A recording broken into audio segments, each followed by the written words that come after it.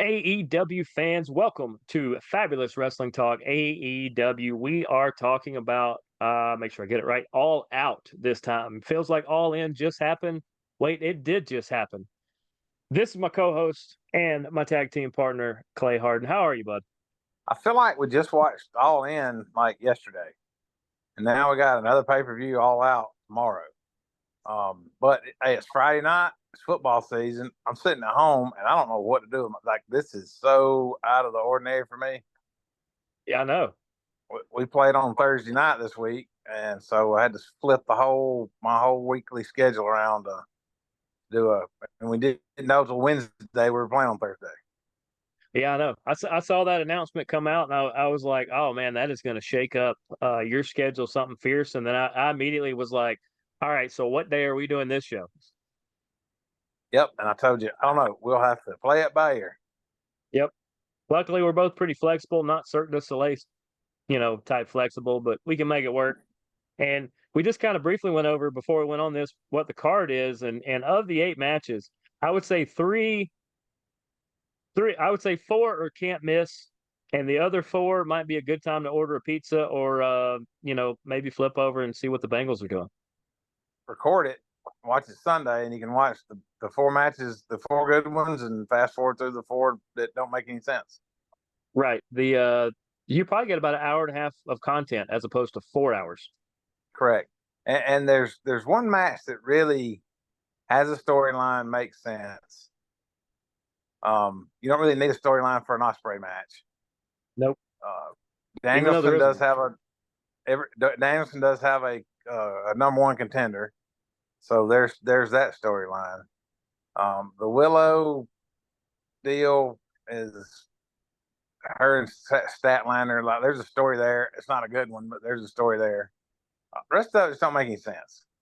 But anyway, we'll get to that. Unless throwing that conspiracy theory out, that Moxley storyline we were kind of semi talking about that we haven't seen all of.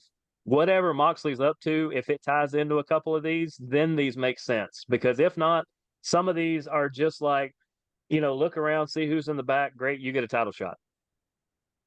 Yeah, we just got to put them on TV, so let's put them here. Yeah, but as you said, they're going to start off. At least I hope they do with Will Ospreay versus Pac. That's for the International Championship. I hate it for Pac because he would be a great international champion, even though now he's a trios champion. But Will Ospreay versus Pac might steal the show, and it's going to be first out of the gate. Yep, there'll be a lot of high spots, and I don't know, there probably won't be any blood, but there'll be a lot of moonsaults off the top rope, and probably a lot of springboard backflips off the top rope to the outside through tables. Oh, yeah. It'll be wild. I'm gonna set the over under on what they call poison ranas, which are when you do a hurricane rana from the back as opposed to the front. I'm gonna put that at 3.5, and I'm gonna say take the over. Yeah, definitely.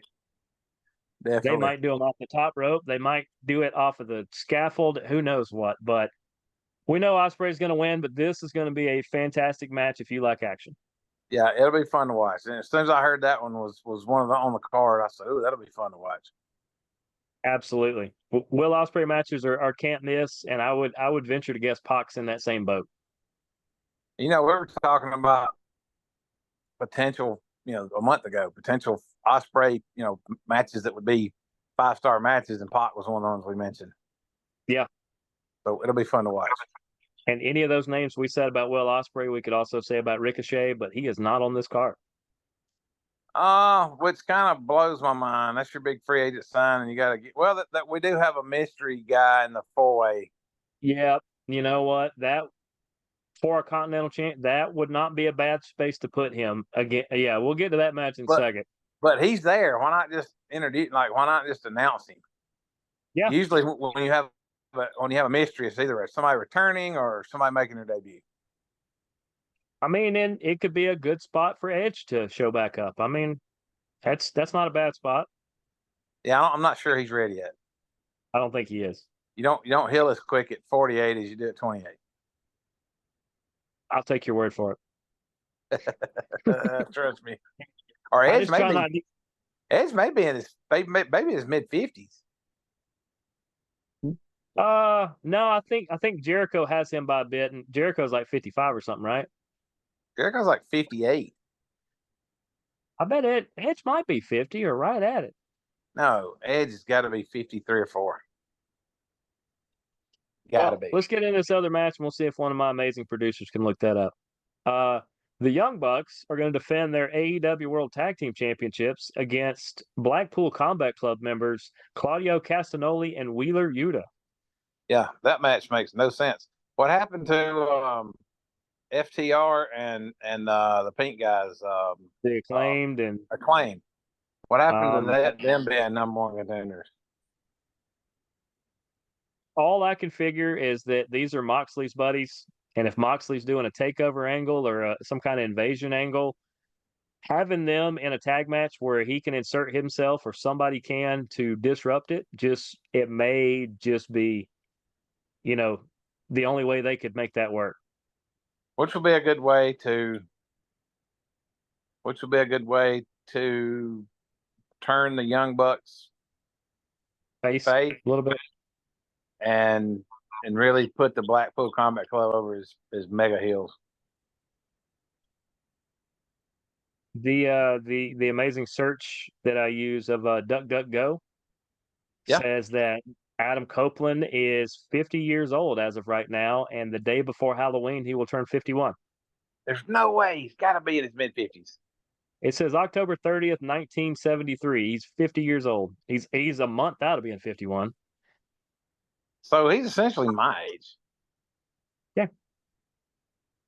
Like I said, you don't turn you don't heal as fast at 48 as you do at 28. I can Harder to only get say over that stuff. about I was about to say I can only say that about 40 and 30 at this moment. So but I will take your word for it.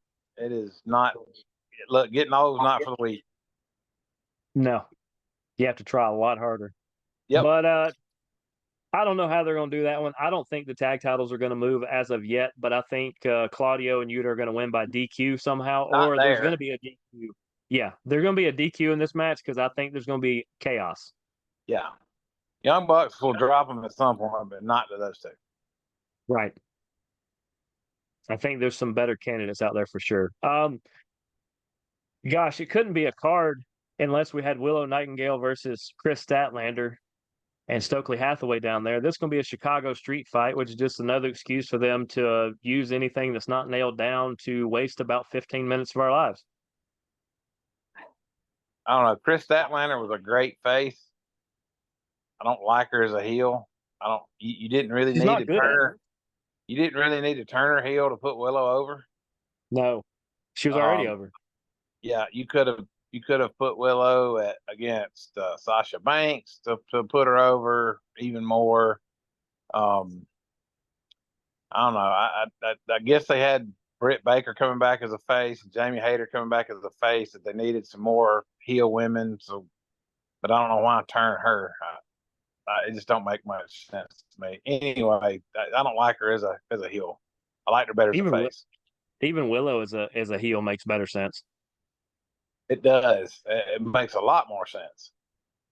But it's whatever. Like that match means nothing to me. But like me and Daniel determined just a handful of hours ago on the WWE recap show, uh, Tony Khan does not listen to us because we're full of great ideas, and we would love tickets to the next show so that we could tell him said ideas and he can steal them all he wants. I would allow it. Yeah, I wouldn't have a problem. We could sit and eat hot dogs and tell Tony Khan all these great ideas we have. Yep. And I wouldn't even charge him anything. Nope, wouldn't charge him. Might sign a few 8x10s, but we'll charge for those. That's right. Up next, it's that match you talked about. It's the AEW Continental Championship. You've got Okada, you got Mark Briscoe, you got Orange Cassidy, and we've got a TBD. Wouldn't be a bad space for Ricochet. Outside of Let me that, tell you, I don't know what random they put in there. let me throw this one out at you. What if Shane McMahon's the TBD?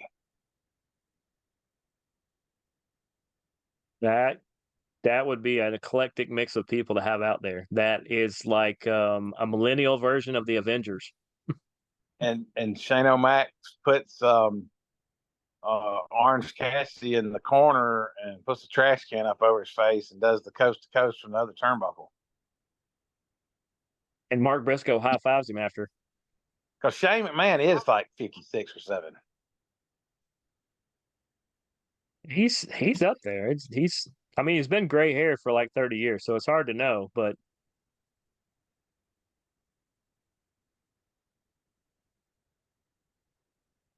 let's I see guess you're what it checking with says. your Google Assistant. I am. No, Duck Duck Go. Duck, duck, Just to be different. blocking, blocking all those ads.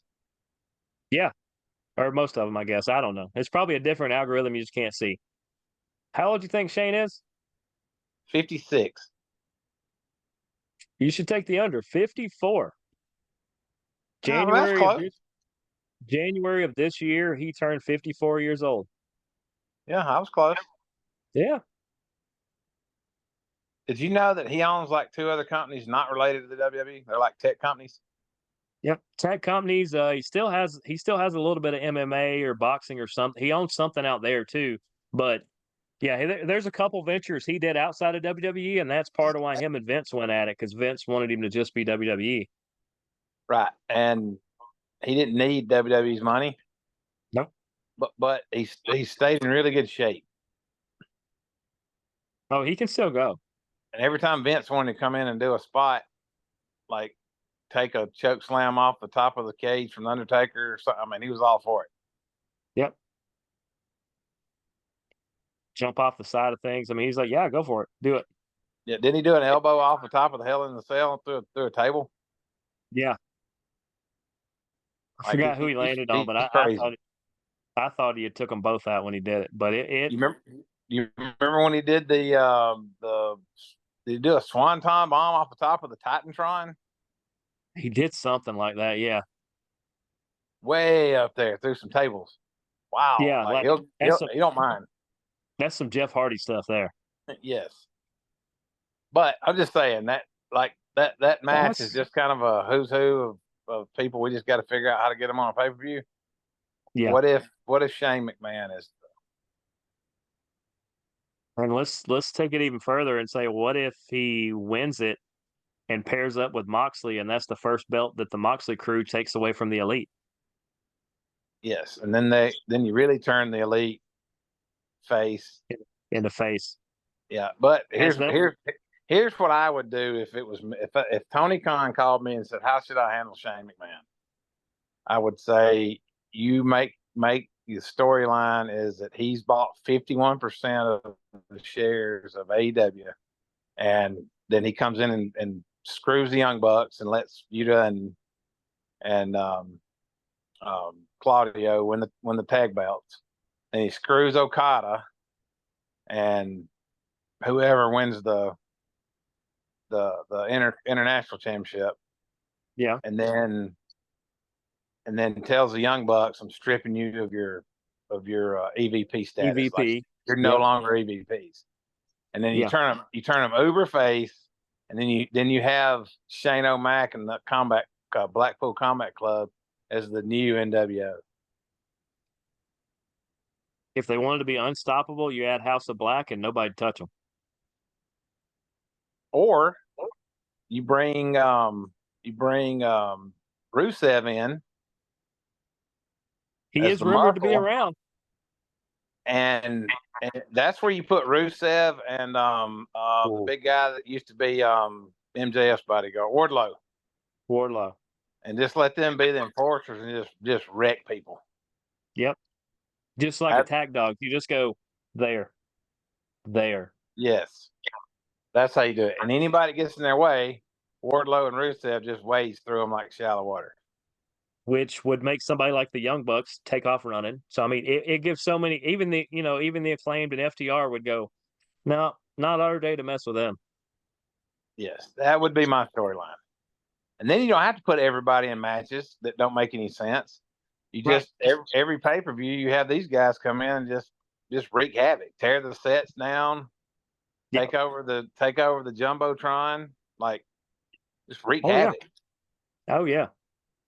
and then have Shane walk around every show like he owns the joint. which at that point he technically would. So Right. even if he got like 49%, where Tony tried to hang on, and then somehow somebody gets 2% and sways over with him and just makes it a weird imbalance. Right. Like Like Christopher Moss. Daniels Oh is yeah. EVP. Like he's taking his whatever his stake is and siding with Shane. Yeah. I think that would it's got to be somebody with a tie to Shane though. So like Omega doesn't work. Some of those other ones don't work. It would have to pretty You much can be. make Omega work because what better way to screw the Young Bucks than It's true. Kenny that would Omega work. go. Kenny Omega say, I don't have to like him. I just don't like you even more. Right. That would work. So if you hear from Tony, tell him to call me. Yeah, I'll put him on speakerphone the next time he calls me. But Yeah. Except for tomorrow. I'll be out like that's where I'm going that's tomorrow. true. There's zero cell service where I'll be all day tomorrow. So after that, That's tell him to call me. yeah, definitely. I think we got about 10 minutes left. We're gonna fly through two of these. Well, a couple of these. MJF versus Daniel Garcia. We don't have to say a lot. This is going to be very, very good. It's finally another showdown. They're trying to tie up all the loose ends before MJF goes back big again. Two thumbs up to the booking on this match. Their promo Wednesday night was amazing. Yeah. And I love Not it when MJF talks down to him. Says, let me tell you something, bud. yeah. Hey there, Sonny. Yeah, he is MJF's the best promo in wrestling right now. Oh yeah, absolutely. Luckily they're going to bury this next match. I hate it for one of the people, but it's the not champion.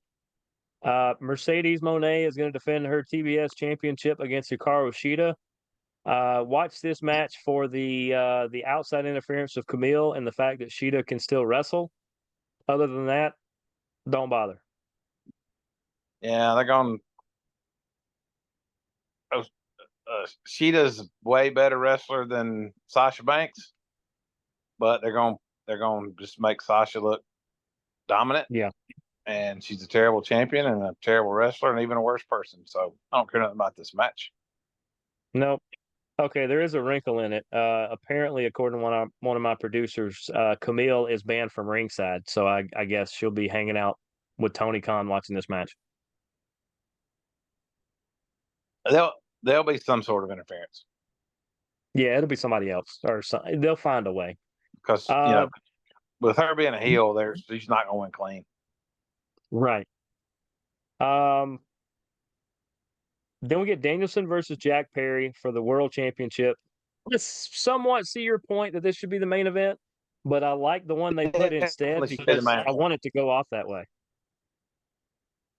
Yeah, but when you have a title match for the biggest title in your company, that should Yeah. always be the main event.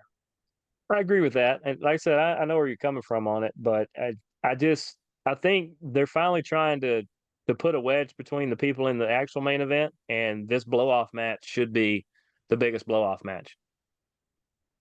But glad to see Jack Perry in a main event type match, and Yeah. Danielson can make anybody look great. And I've always thought Jack Perry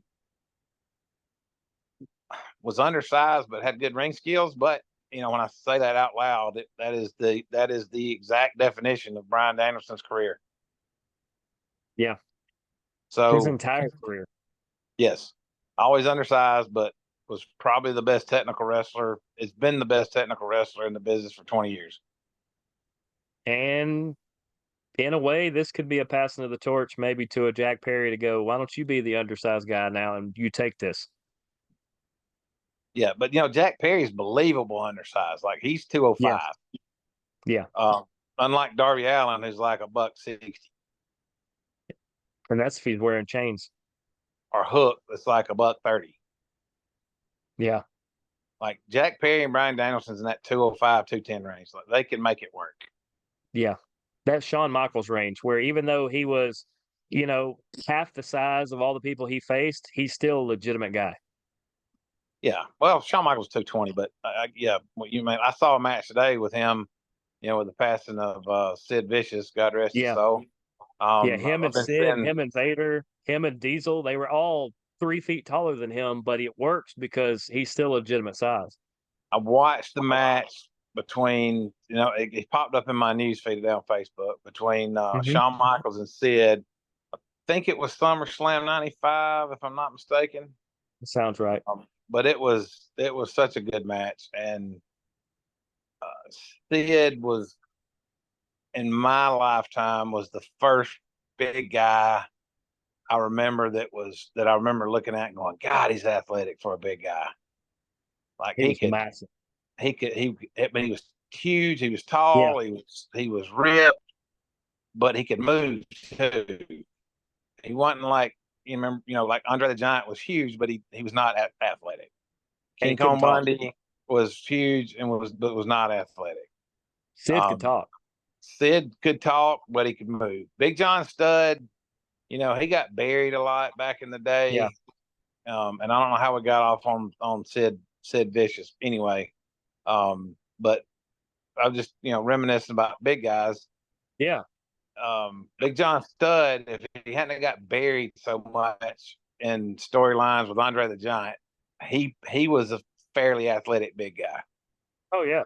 But I put Sid in that category, and I don't know when he died earlier. Was it this what? No, last week. When he Last week. died last week, he was one of the ones I grew up watching, and when guys like that pass away, it makes me kind of reflect on how fun it was growing up watching these guys. Oh yeah. Same way. Same way. That hit me the same way as I had many, many good memories of watching his stuff. Yep, I still vividly remember him jumping off the top rope and snapping his leg. That Yeah. that ended his career. Yeah. I It can goes back to say it. what Undertaker used to yell at Big Show every time he would do a drop kick or do something off the second rope. He said, "I never want to see you up there again." Hey, since we've been recording this, Saquon Barkley scored 2 touchdowns for me. Wow. I don't think I have anybody playing tonight. I had some people last night. I took a chance and drafted him first. If he's healthy, he's going to score me a ton of points. He's not, like, he's prone to get hurt sometime about week 5 or 6. Yep.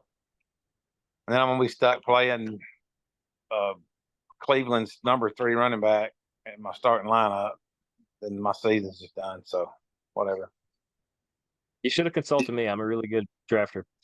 But the main event, because we all think Danielson's going to retain there, but we're going to see where Jack Perry is as far as where his actual skills are. But we're going to get Swerve Strickland with Prince Nana out there versus Hangman Page, a lights out steel cage match. I don't know how wrestling in the dark is ever going to help anybody, but there's usually some spotlights. This is the only match. Well, Statlander and Willow's got a long running story, but they've been telling this story for a long time. This has been a year in the making.